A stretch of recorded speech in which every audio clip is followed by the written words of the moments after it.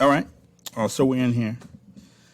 It's been a while, so this is a little different show from the economy. We're going to talk about basketball today, and this show is titled "Draymond Green versus Jordan Poole." Superman, that hoe. And as everybody knows, I'm a basketball fan, but big time basketball fan. And that was sort of something that blew up the internet a couple of days ago, where Jordan Poole and Draymond Green got into a fight in practice, or rather, it seemed like Draymond was fighting and Jordan Poole's head was just getting in the way. And it was a video that surfaced on TMZ that I want to sort of walk through rather quickly. All right, I'm trying to share my screen.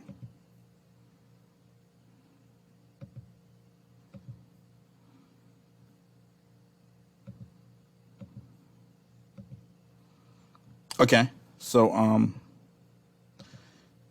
here's a video. See if I can share it. Let's see.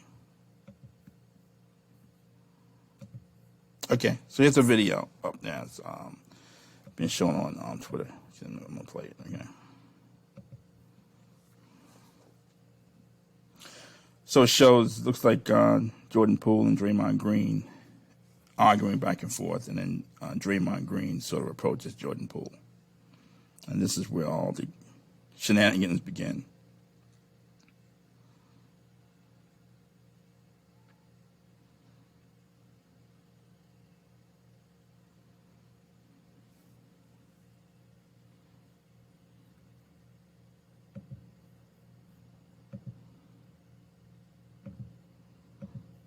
Okay, so just breaking down the video, it looked like they were bickering back and forth about something.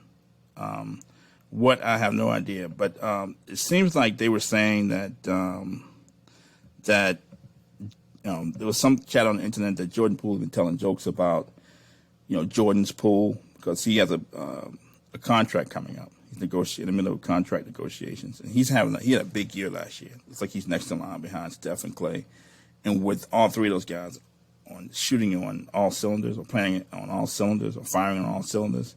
Golden State is tough to beat, and there have been times they had all three of those guys in the same lineup. Shows you how good Jordan Poole is playing. He's shooting, threes, 3 or 4 feet behind the three-point line, pull-up threes. So he's playing almost like Steph and Clay's level. And when all three of those guys are playing well together, Golden State's tough to beat. He had a great season last year. I think he fell off a little bit in the playoffs, but he's next in line behind Steph and Clay. He's the future along with the other Warriors, along with Kevin Looney and James Wiseman, in my opinion. I think he was making comments about Jordan's pool, and you guys are invited to Jordan's pool if he buys a big pool after he gets this big contract. And apparently Draymond Green also has a big contract coming up.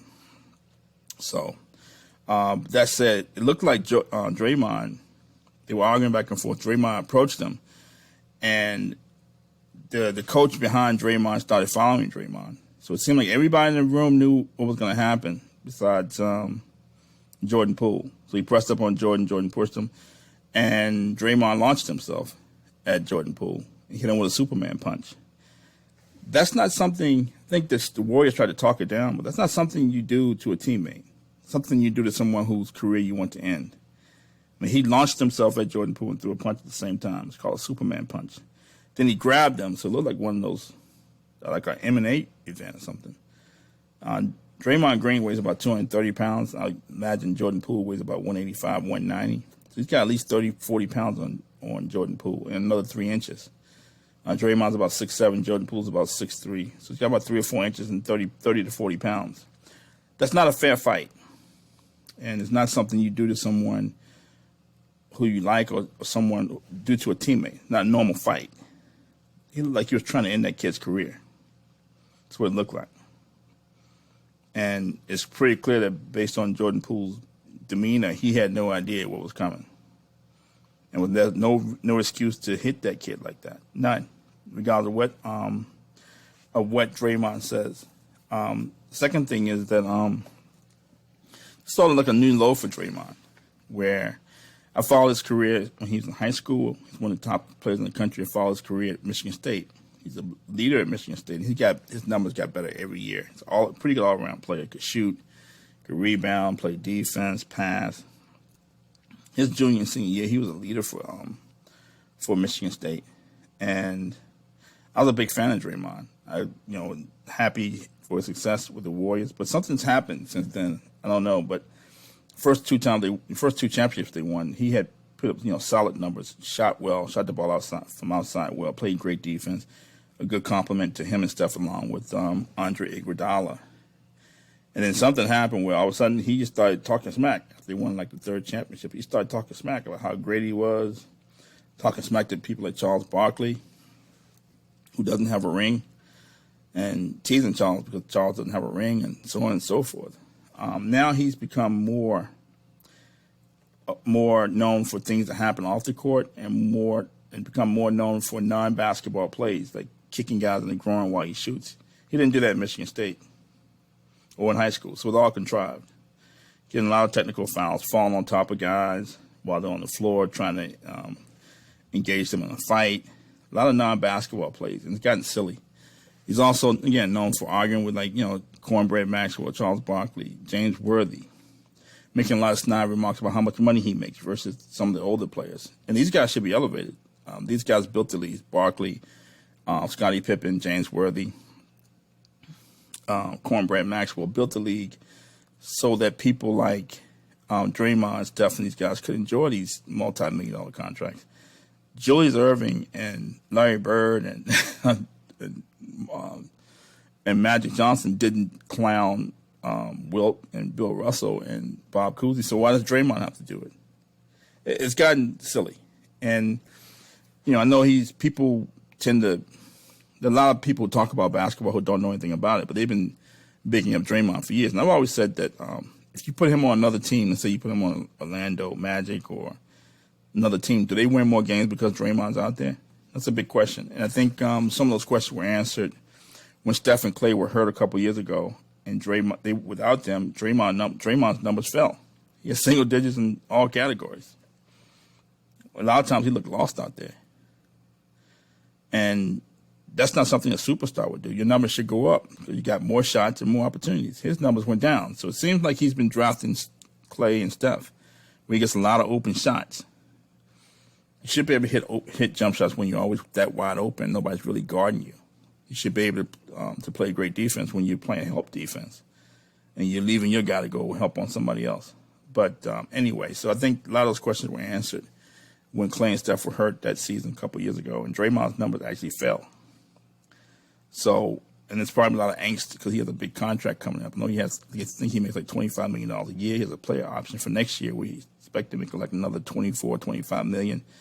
What happens then is a question mark because he's over 30 years old and his numbers are falling. So that being said, this is a new low for Draymond.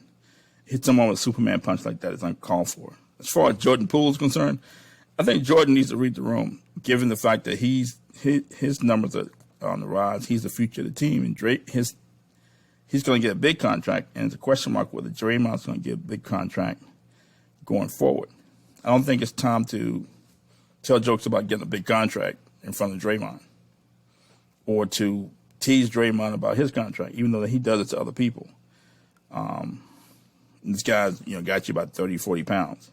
So I don't think it's a good time to tease Draymond when it's clearly maybe a point of contention for him.